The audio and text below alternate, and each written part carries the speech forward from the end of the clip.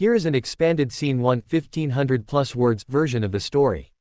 It keeps everything happening in one continuous scene on the airplane but adds deeper emotions, tension, and cinematic pacing, perfect for YouTube storytelling narration. Scene 1: The stranger on Flight 247. The airplane cabin was quiet in the way only late-night flights can be. Most passengers had already surrendered to sleep. Some leaned against the windows, their faces dimly lit by the faint glow of passing clouds outside. Others had their heads resting awkwardly on travel pillows, their bodies shifting slightly whenever the plane encountered a patch of turbulence. The steady hum of the engines created a strange kind of silence. The kind that makes your thoughts louder. I sat in seat 18A, staring at a small photograph that had become the most important thing in my life. My daughter, Emma, 8 years old. In the photo, she was laughing so hard her eyes had nearly disappeared behind her cheeks. Her messy brown hair was blowing in the wind, and her tiny hands were holding the pink kite we had spent an entire afternoon building together. That was the last normal day we ever had. 3 months ago, before she vanished. The police had used the word missing, but that word felt too soft. Too harmless. Missing sounded like someone who got lost in a mall or wandered away in a park. Emma didn't wander. Emma was taken. The thought alone made my chest tighten every single time it crossed my mind. I rubbed my tired eyes and leaned back in the seat. 3 months. 92 days. I had counted every single one. The police had stopped calling after the first 6 weeks. Friends and neighbors had slowly returned to their normal lives. Even the reporters who once crowded outside my house had moved on to newer tragedies. But a father doesn't move on. A father waits. A father searches. A father refuses to accept silence. I looked down at the bracelet wrapped carefully around my wrist. It was Emma's. A tiny silver bracelet with a small pink butterfly charm dangling from it. She used to wear it everywhere. School, the park, even to bed. I still remembered the day she got it. Her 7th birthday. She had opened the little box and gasped like it was the most beautiful treasure in the world. "Daddy, look, it sparkles." I swallowed hard at the memory. My fingers tightened around the bracelet. Then suddenly, someone sat down in the empty seat beside me. The movement caught my attention immediately. Seat 18B had been empty since boarding. I was sure of it. I turned slightly. The man sitting beside me looked ordinary. Average height, dark coat, short hair, maybe in his mid-40s. Nothing about him seemed unusual at first glance. But something about his presence felt deliberate. Like he had chosen this seat very carefully. For a moment, neither of us spoke. The man simply stared ahead at the seat in front of him. Then he spoke quietly. "You're Emma's father." The words froze the air between us. My heart skipped violently in my chest. Slowly, I turned my head toward him. "What did you say?" The man didn't look surprised by my reaction. In fact, he seemed calm. Too calm. "You're Emma's father," he repeated softly. A wave of adrenaline shot through my body. My mind immediately raced through 1,000 terrifying possibilities. Was this man involved? Did he know something? Had he been watching me? "How do you know my daughter's name?"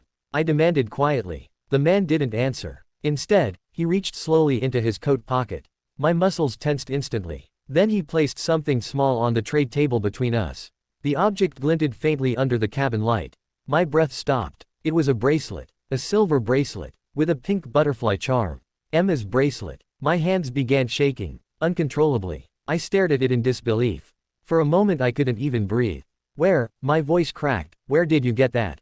The man finally turned his head toward me. His eyes were sharp, focused, and strangely calm. "She's alive," he whispered. The words hit me like an electric shock. Alive. My brain struggled to process it. For 3 months, every conversation with the police had slowly lowered my expectations. They never said the words out loud. But their silence said everything. Yet here this stranger was, telling me the opposite. "She's alive." My entire body leaned toward him.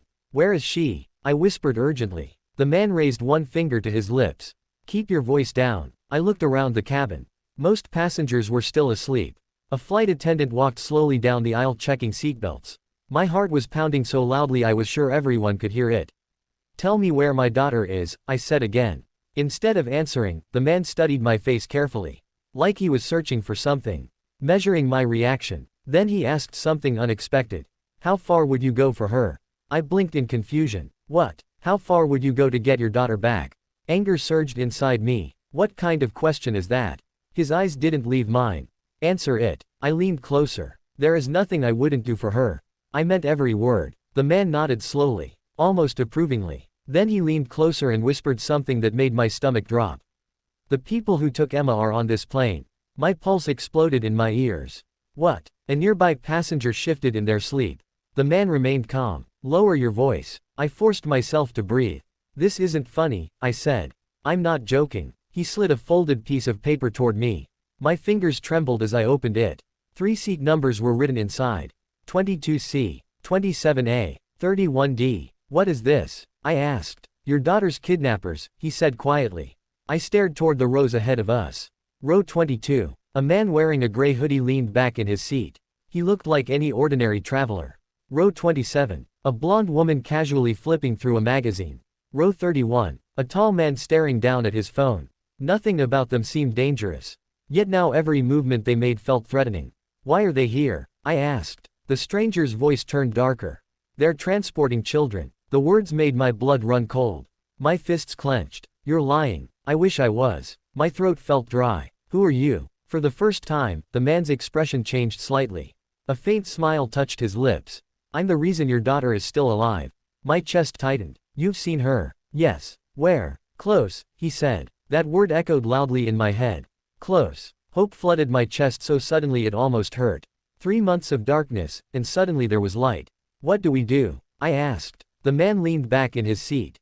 "We wait." My frustration boiled instantly. "Wait." "I'm not waiting. You have to." "Why?" His eyes hardened. "Because if you act too early, they'll kill her." The sentence hit me like a hammer.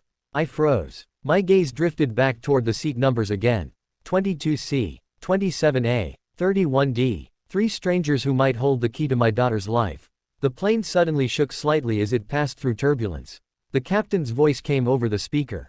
"Ladies and gentlemen, we'll be beginning our descent shortly." Passengers around us started waking up. Seatbelts clicked. Phones turned on. Overhead lights brightened. The stranger beside me stood slowly. "Stay behind me when we land," he whispered. My mind was racing. "Wait, you still haven't told me who you are." For the first time, the man hesitated. Then he leaned close enough that only I could hear him. "I'm the detective who's been undercover inside their organization for 2 years." My eyes widened. "You're police?" "Not exactly anymore." "What does that mean?" "It means tonight is the only chance we have." The plane descended through the clouds. The runway lights appeared below us like glowing lines in the darkness. My heart was pounding harder than it ever had in my life. Because somewhere in this airport, somewhere very close, my daughter was waiting. And after 3 months of endless nightmares, tonight might finally be the night I bring her home.